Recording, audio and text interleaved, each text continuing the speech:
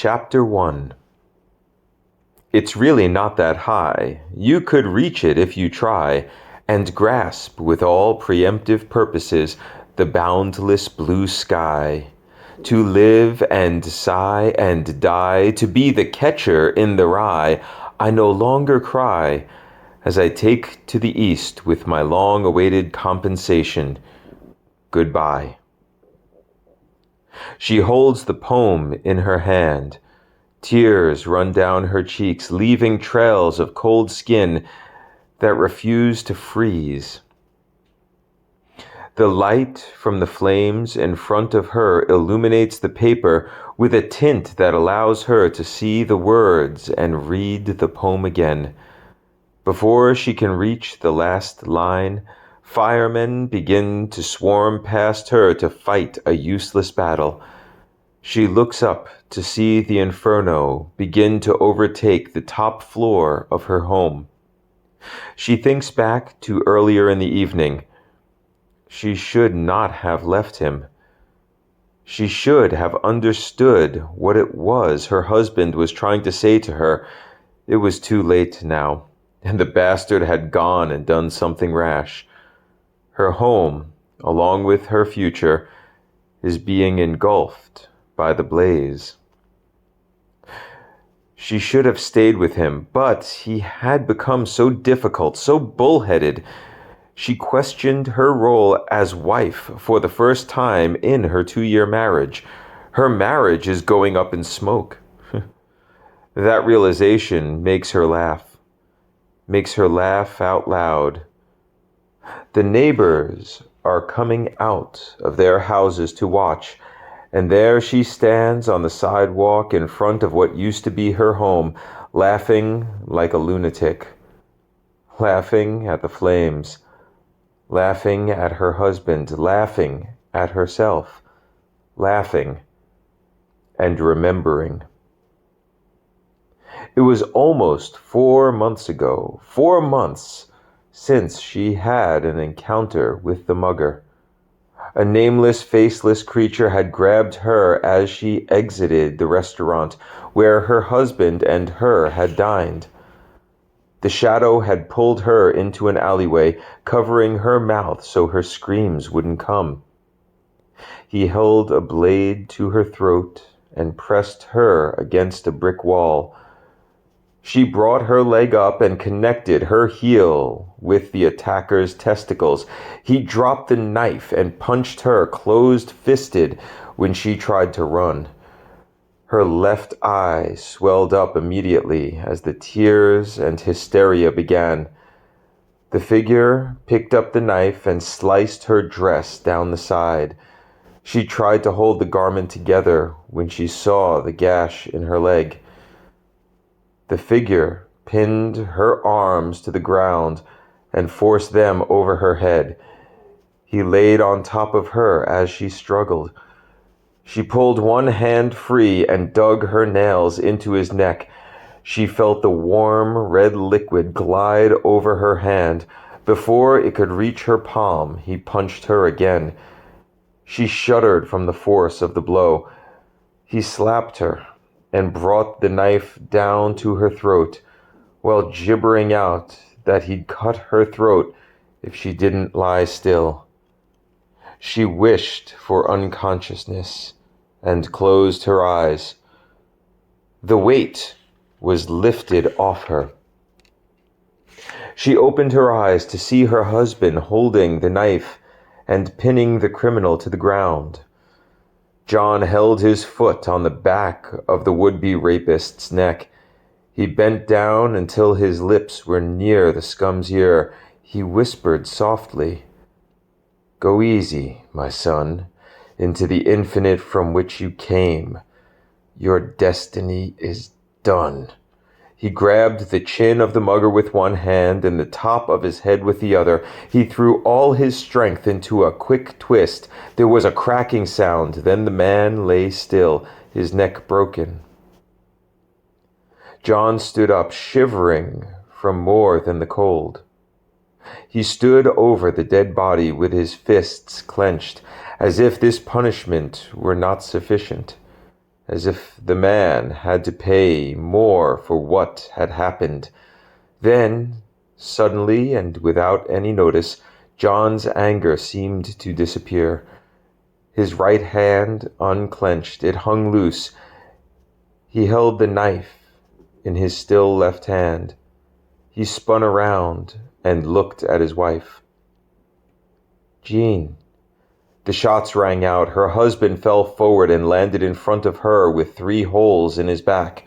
3 police officers were at the end of the alleyway, each with 1 gun drawn.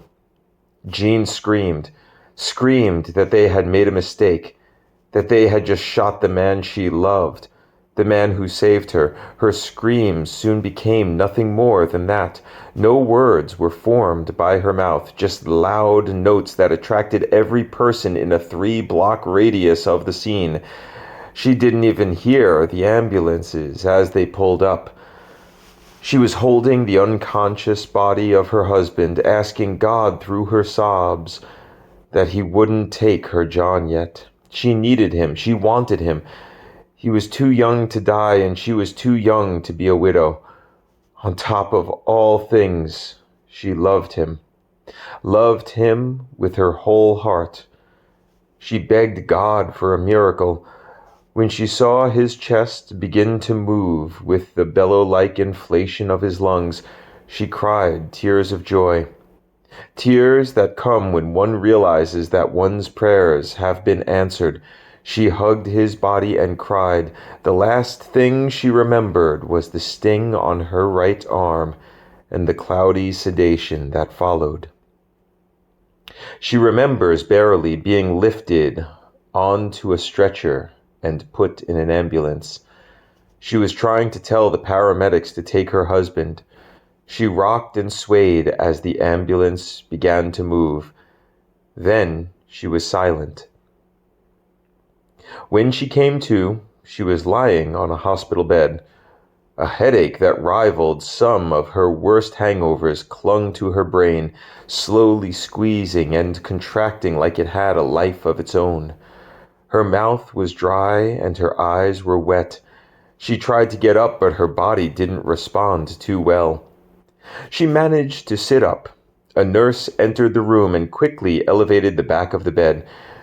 She rolled her head and looked at the attendant. Dressed in the formal apparel of medical assistants, there was a name tag on her chest. "What day is it, Gabrielle?" She finished adjusting the bed and looked at her.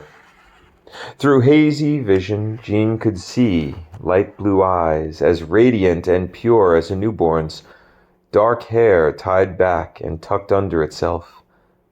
A smile. "It's Wednesday," looking at her watch, "exactly 4:05 in the afternoon." Jean rolled her head the other way and saw few slices of sunlight out her window. The mountains' shadows covered most of the valley town, but the sun did its best to illuminate the sky from its low vantage point on the horizon. The few clouds she could see were as white as the snow on the trees.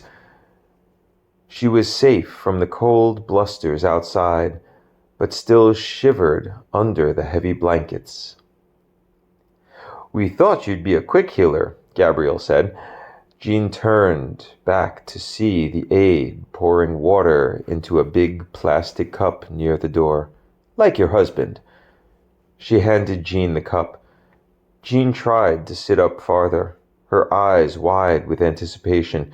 "Rest now, honey, and I'll tell you what I can about Mr. Coletta." Gabrielle waited until Jean started drinking before she spoke. "When you two came in last night, my shift just started. We put you in this room and let you sleep off the sedative. Then we went into the operating room for your husband." She hesitated a moment. "He was a mess. All the cops running around trying to straighten this out. I had to beat some of them off with brooms and help from the janitorial staff. And with the cops came swarms of lawyers. It wasn't until after the operation that I found out why you were here." She leaned into the bed. "I'm hoping you got some good representation, because it seems to me that the city will be paying out big for this tragedy." "How much of a tragedy are we talking about?" Her voice was weaker than she expected.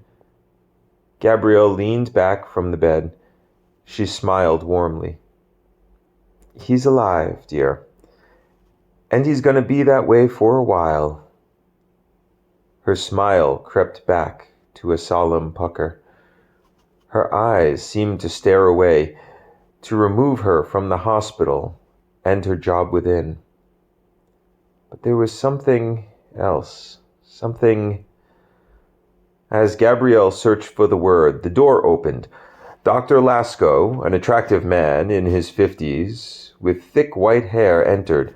Gabrielle moved to the other end of the room. Lasko, obviously overcome with exhaustion, greeted quickly and moved double time, speaking his introduction as her husband's surgeon, as he shined a light into her eyes, searching for dilation.